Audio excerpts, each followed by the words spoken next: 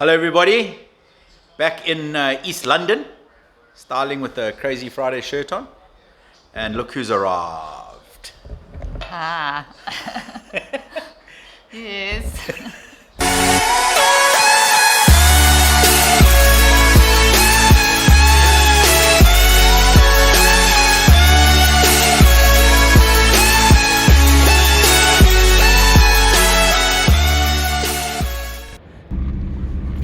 My wife woke me up at 4:45 this morning.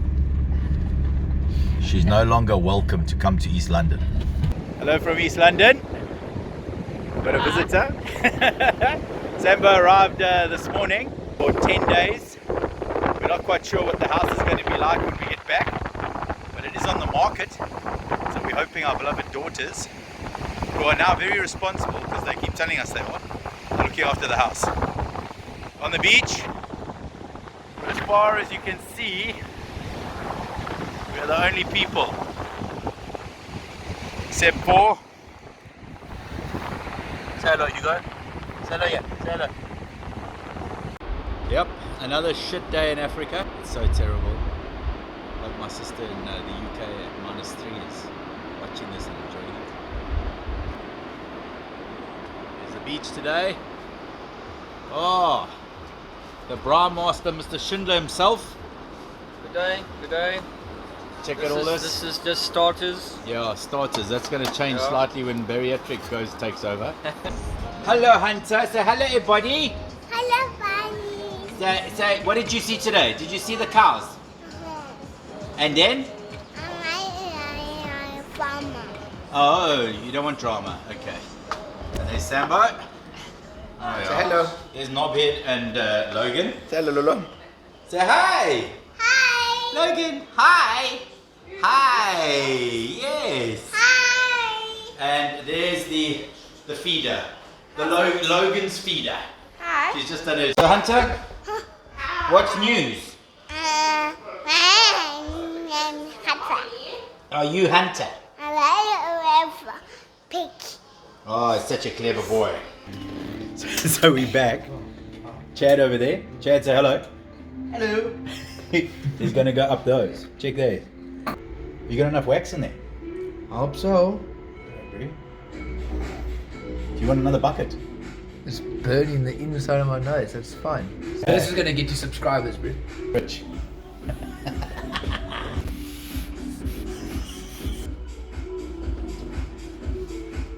This wasn't a colored man. Honestly, he's an actor. One time. Hi everybody. Thanks again for logging on, checking, clicking, however you got to seeing this clip, our third vlog that Jordan and I have created. And again, thanks for all your support so far. I've had lots of calls, lots of people sending messages. A couple of people saying, questioning why I'm doing it. And I thank people for their honesty. I really do. I think people care about people enough. They do come and sort of say, "Oh, listen, have you thought about this? Thought about it?" But after doing all this research and everything, I am set on my way for the 26th of January. I had a look at a couple of the suggestions that the people have sent in. I'm going to take a couple of those suggestions and use them before the surgery, see how they go. We've just passed the 2 months into the surgery. So it was the 26th of November.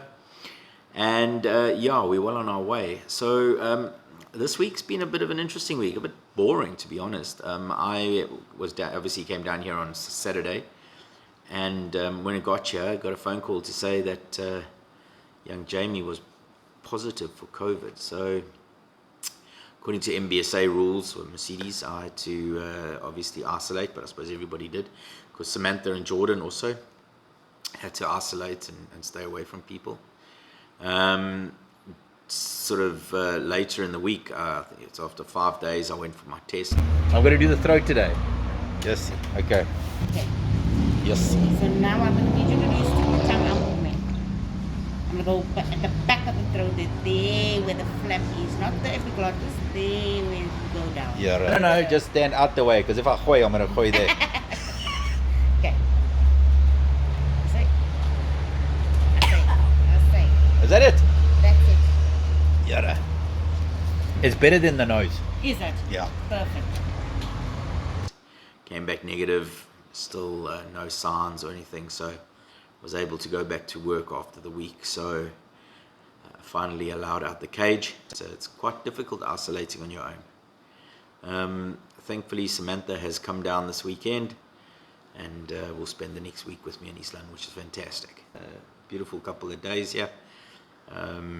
And with us being so close to the ocean, it's quite pleasant. Last week I spoke about meeting the doctor and explaining what bariatric was.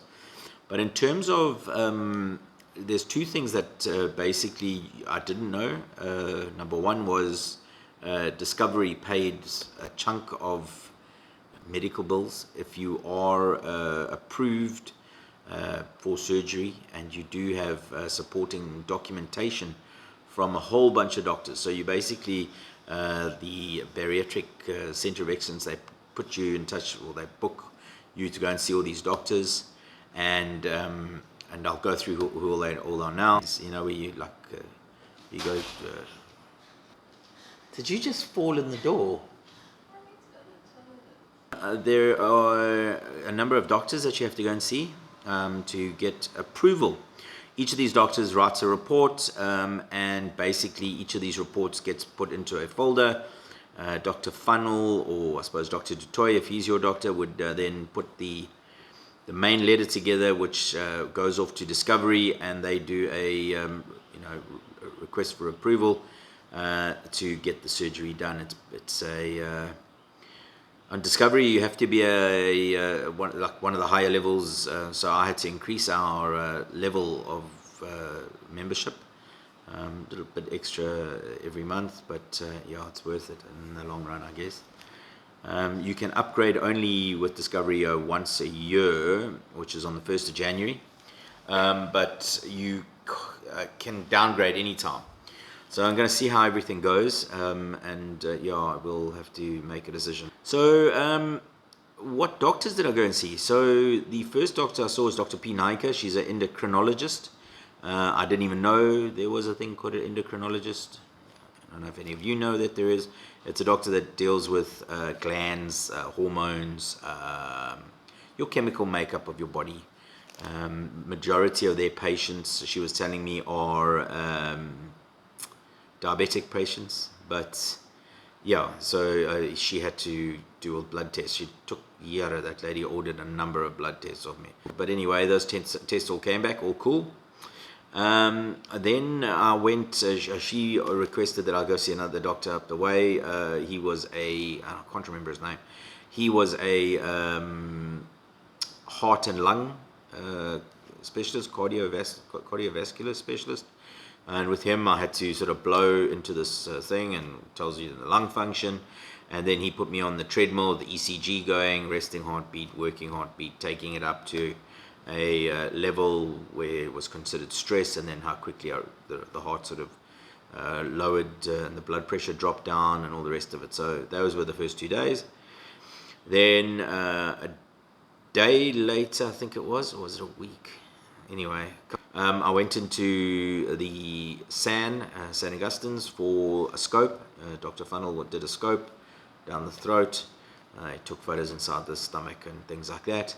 And I went for various scans at the X-ray department, where the lady checked condition of liver, condition of kidneys, condition of all the rest of it. So I suppose with all the blood tests and all these scans and everything, it gave them a picture of what was going on inside. I went down to a place in Devonport area and got my compression stockings. Yes, compression stockings. I have to wear them whenever I'm sort of on a plane, I guess, when I'm seated, not walking, and they are like full length, right up to the top of the thigh. In the middle of summer in Durban, that's going to be, can't wait for that. So I picked those up, and then we went to Dr. Reed. Dr. Reed's a dietitian. She gave me a booklet telling me what to expect. It gave me an idea of what the diets are going to be like. We'll talk a bit about that in the preparation, because the preparation diet starts 7 days out from the surgery. So we'll talk about that.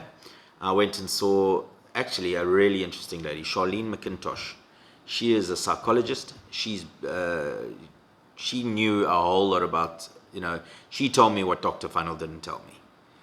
She was saying is one of the things that she came back with was, as a person who's addicted to food, let's say that, people find other addictions. So got to watch it, a high chance of with bariatric patients of them becoming alcoholics or gamblers or shopaholics. I went to Beverly Peters, who's a biokinetist. She put me through my paces, sort of looked at my joint structure, was happy with all that. I went to meet the physio because the physio comes in after the surgery. I didn't go to the psychiatrist. I didn't need to go to the psychiatrist. I believe other people go, but I didn't need to go to the psychiatrist. And I met the anaesthetist who's going to be there for the surgery. So there's this whole thing, and all these doctors, they put this report together. And then Dr. Funnel, which basically their recommendation there is sort of document that they sort of put together to put towards to Discovery. And then Dr. Funnel does his letter, and then they send them all off to Discovery and say, look, we think this guy is worthy of you spending your money on him. And I believe the letter has gone off to Discovery, and I'm understanding that it is good to go. So yeah, a pretty boring part this week. But yeah, it's you go and see all those doctors, your medical aid starts knocking on your door and saying, there's a lot of money being spent here. And I think this is where it's coming down to, the sad thing is that I'm a firm believer that, we have a big problem in the country and in the world really for people that are too large. And there's no excuses. I'm not for 1 second saying excuses, but I'm saying that options are available, should be available to everybody. And unfortunately, when I found out about the cost of the surgery, I've got some money put away, and Sam's got some money put away, and we've decided, this is a good thing to spend the money on. You can't use your money when you're dead. Yeah. If anybody's got any questions, leave them in the comments. If anybody's got any suggestions, get hold of me. Whatever else, do appreciate it again that everybody is coming in. Thanks very much. Cheers, everybody.